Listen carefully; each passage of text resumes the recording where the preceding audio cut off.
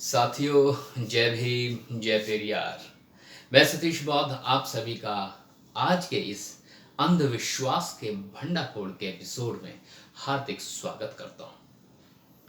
साथियों, यूं बताया गया, यूं समझाया गया, कुछ इस तरह से दिखाया गया टीवी पर, फिल्मों के माध्यम से, अनेकों प्रकार के सीरियल्स के माध्यम से, अनेकों प्रकार की कहानियों के माध्यम से हमें समझाया गया, बताया गया कि जब जब इस धरती पर पाप बढ़ता है, जब इस धरती पर अधर्म बढ़ता है, जब मानवता खतरे में होती है, तब वो परम पिता परमेश्वर इस धरती पर अवतार लेते हैं।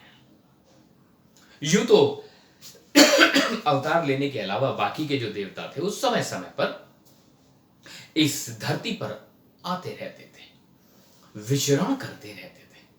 और नारद तो यूं ही घूमते रहते थे, कभी किसी ऋषि की कुटिया में, कभी किसी ऋषि की कुटिया में। इंद्र भी ऐसे घूमते रहते थे। इंद्र तो बड़े मन चले थे, वो तो जो है इस बात से भी नहीं चूकते थे कि मदिरा पान करना है और अप्सराओं के साथ रहना है, और अगर पृथ्वी पर आकर विचरण करते हुए कुछ जो है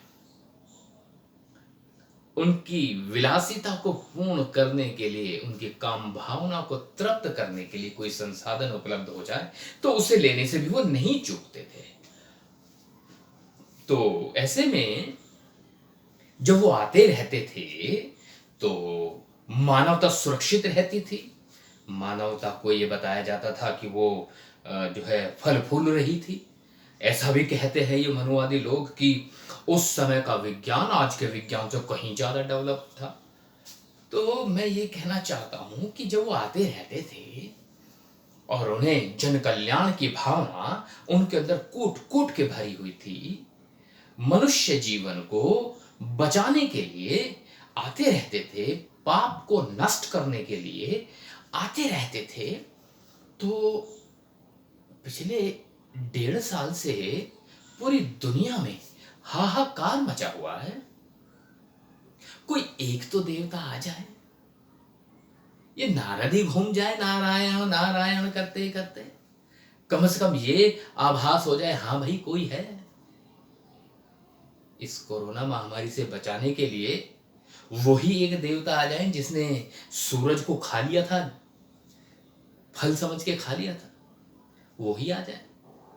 वही आ जाए जिसने समुद्र मंथन से निकले हुए अमृत को केवल देवता ही पिए, उसके लिए छल से स्वयं को स्त्री का स्वरूप धारण करके राक्षसों को विष पिलाया और देवताओं को अमृत पिलाया। आज वो मोहिनी बनकर ही आ जाए, और वो ही देवता आ जाए जिसका मन मोहिनी के ऊपर आ गया था और बाकायदा मोहिनी के साथ शारीरिक संबंध भी बनाए थे, वही देवता आ जाए। कोई ऐसा देवता आ जाए जो किसी दूसरे देवता की नाभि से निकलने वाले कमल के फूल पे बैठा हुआ हो, ऐसा ही कोई देवता आ जाए। बड़े परेशान हो गए हैं भाई कोरोना से। ये जरा सा जीव पूरी मानव जाति को नष्ट करने पे तुला हुआ है। यकीनन अब आपको यकीन हो जाना चाहिए कि इस तरह का अंधविश्वास, ये पाखंड था, हमें मूर्ख बनाने का एक माध्यम था। अगर इनमें तनिक भर भी शक्ति होती तो ये जरूर धरती पर आते। और केवल भारत ही क्यों, America, Uzbekistan, Uganda, Pakistan, Russia, Thailand, Cambodia, Vietnam, Japan, इन सब में जो मनुष्य रहते हैं, उस मनुष्य के प्रति उस परमपिता परमेश्वर को संवेदनशील होना चाहिए था। अब तक उसे धरती पर अवतरित हो जाना चाहिए था। धरती पर आने के बाद उसे समस्त मानव जाति का कल्याण करना चाहिए था, लेकिन यह हो ना सका। ये हो न सका, और अभी आलम है कि तू नहीं, तेरा गम और तेरी जुस्तजू भी नहीं। और गुजर रही है जिंदगी इस तरह, इसे किसी के सहारे की आरज़ू भी नहीं। बस यूं ही रह जाऊंगा कभी खो के मेरी हम नफस, तो मुझे जवाब दे या ना दे, कभी कभी मेरे दिल में ख्याल आता है। साथियों, ये मूर्ख बनाने का कितना बढ़िया थिएटर था। यकीन जानिए बुद्ध कितने प्रासंगिक थे 2500 पहले, और कितने यथार्थ हैं 2500 साल बाद भी। कितना अच्छा पाठ सिखाया कि मनुष्य ही मनुष्य के मदद कर सकता है, मनुष्य ही मनुष्य के काम आ सकता है। आज लोगों की जान बचाने वाला भी मनुष्य है, और सुनो, लोगों की जान से खेलने वाला भी मनुष्य है। हॉस्पिटल में एडमिट करके व्यक्ति के साथ दुराचार करके उसके शरीर के अंगों को निकाल कर बेचने वाला भी मनुष्य है। तो कितना यथार्थ है बुद्ध का बताया हुआ मार्ग कि मनुष्य अगर मनुष्य के प्रति सौहार्द की भावना रखता हो, मैत्री की भावना रखता हो, बंधुत्वता रखता हो, तो ये संसार दुनिया का सर्वोत्तम स्थान बन जाएगा रहने के लिए। सब जगह प्रेम होगा, सब जगह आपसी भाईचारा होगा, सभी जगह एक दूसरे के प्रति मान सम्मान और स्वाभिमान की अवधारणा डेवलप हो रही होगी। अंधविश्वास लेस मात्र भी नहीं रहा होगा। देखो ना, 2500 साल पहले उस महामानव ने ऐसी बात कही जो आज भी प्रासंगिक है। यकीन देखिए ना, आपकी जान बचाने वाला डॉक्टर भी मनुष्य है,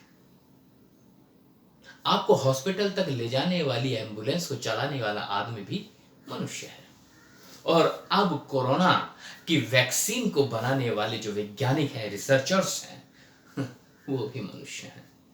साथियों, बड़ा दुख होता है ये बताते हुए कि वो सारे तावीज, वो गंडे, वो हथकंडे कहां चले गए। सब व्यर्थ हो गए, सब व्यर्थ हो गए। अपनी तबीयत ठीक करने के लिए, उस देवता को खुश करने के लिए, यहां तक कि लोगों ने नर बलि तक दी है, पशुओं की बलि नहीं, नर बलि तक दी है। लेकिन क्या हो पाया? कुछ नहीं, कुछ नहीं मिला, और ना कभी कुछ मिल पाएगा, क्योंकि ऐसी कोई शक्ति इस दुनिया में है ही नहीं। कोई शक्ति ऐसी नहीं है। तो मैं तो चाहता हूं कि अगर कोई शक्ति है तो आए ना, बचाए इस मानव जाति को। करोड़ों लोग मर गए पूरी दुनिया में एक जरा से जीव की वजह से। एक छोटा सा जीव जो मनुष्य के जीवन पे भारी है, आज पूरी मानव जाति खतरे में है। और इस मानव जाति को बचाने के लिए कोई अल्लाह नहीं आएगा, कोई जीसस नहीं आएगा, कोई ईश्वर नहीं आएगा, नहीं आएगा, क्योंकि ये सब कपोल कल्पित कथाएं हैं, कल्पना से भरी हुई बातें हैं, वो काल्पनिक बातें जो यथार्थ में संभव हो ही नहीं सकती। मैं उम्मीद करता हूं साथियों, आप इस अंधविश्वास को जरूर छोड़ेंगे। कम से कम इस कोरोना काल से हम सीखेंगे कि किस तरह से हमें लोगों ने मूर्ख बना करके केवल अपनी जेबें भरी हैं। देखो ना, पाखंड कितना, लोग देवी देवताओं के नाम पर क्या क्या नहीं कर रहे, लेकिन परिणाम 0, 0, 0। मैं उम्मीद करता हूं मेरी बात आप तक जरूर पहुंची होगी। अगर मेरी बात आप तक पहुंची है तो इस बात को आगे भी पहुंचाएं। आप सभी से मैं निवेदन करना चाहता हूं कि अगर आप इसी तरह से अंधविश्वास का भंडाफोड़ करवाते रहना चाहते हैं तो आप मेरे चैनल को जरूर लाइक कीजिएगा, जरूर सब्सक्राइब कीजिएगा, और शेयर भी करना ना भूलें। इन्हीं शब्दों के साथ मैं सतीश बौद्ध आप सभी से विदा लेता हूं, फिर किसी और मुद्दे के साथ आपके बीच में उपस्थित रहूंगा। तब तक के लिए जय भीम, जय पेरियार, साधुवाद।